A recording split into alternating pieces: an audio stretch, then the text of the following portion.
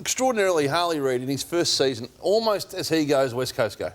It's as simple as that at the moment, isn't it? He's been the spark, and Ross Lyons spoke about this at half-time on the game on the weekend, and Adam Simpson afterwards.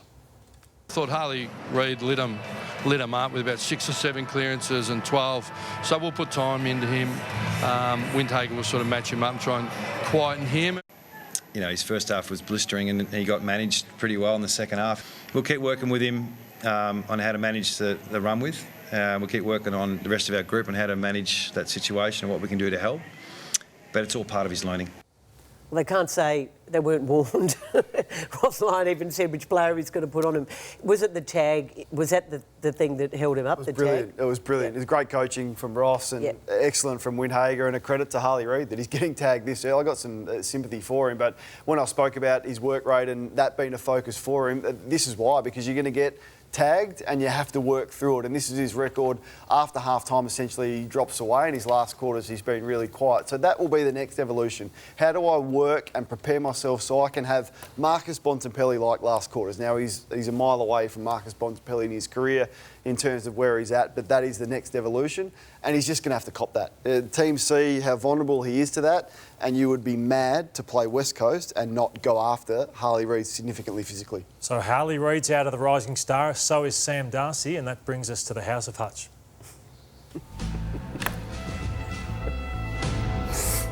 I love this. I love this. It kills me every time. Utterly ridiculous, but I'll play along anyway. The Rising Star needs a complete reset. It's one of the great awards in football, but it's fundamentally broken in its eligibility criteria and judging. And here's the 3 things that are needed to fix it and fix it into next year. 1, the definition of fairest needs to be completely changed. These days you can be suspended, you're rubbed out for things beyond your control.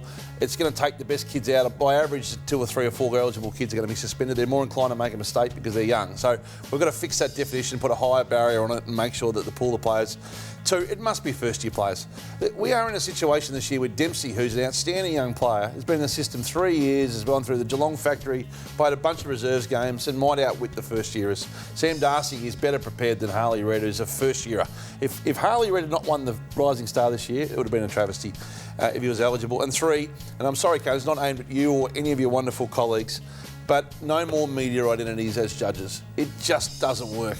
You're forced to sit and comment in situations like yesterday on the Sunday Footy Show, where you're asked about your view of how farcical or otherwise it is without the 2 best players in.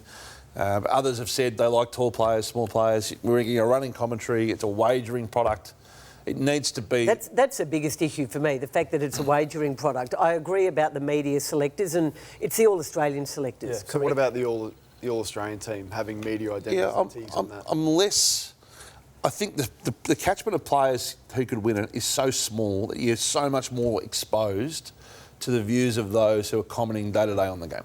And it has to be first-year players, because we've seen some brilliant first-year players not win because of second-year players coming through. I mean, no disrespect to Lewis Taylor, but that's a classic example. Bontempelli was one of many. Before we go to the break... But I don't agree about the fairest. There are other awards for first-year players to win. I don't think if they've been suspended, tough. Before we go to the break, a key AFL resignation with Kylie Rogers moving this afternoon, Caro, to the VRC as its new chief executive. Yeah, this is a bit of a shock to Andrew Dillon and his administration. So his executive is looking relatively inexperienced now, and I think that's going to be a problem for the AFL. And the new commercial boss of the AFL is a key appointment now for Andrew Dillon. Kylie Rogers, my understanding was certainly on Richmond's long list. I think he was contacted by the Richmond headhunters. She also looked, I think, at the Hawthorn job last year, so she's gone to another industry. So everyone who went for the top AFL job who didn't get it has now left their jobs. Brendan Gale knocked back a big job at the AFL, going to Tasmania. Of course, Travis Auld gone to the Grand Prix, and now Kylie Rogers to the VRC. A coup for the VRC, whichever way you look at it, for the talents of Kylie Rogers.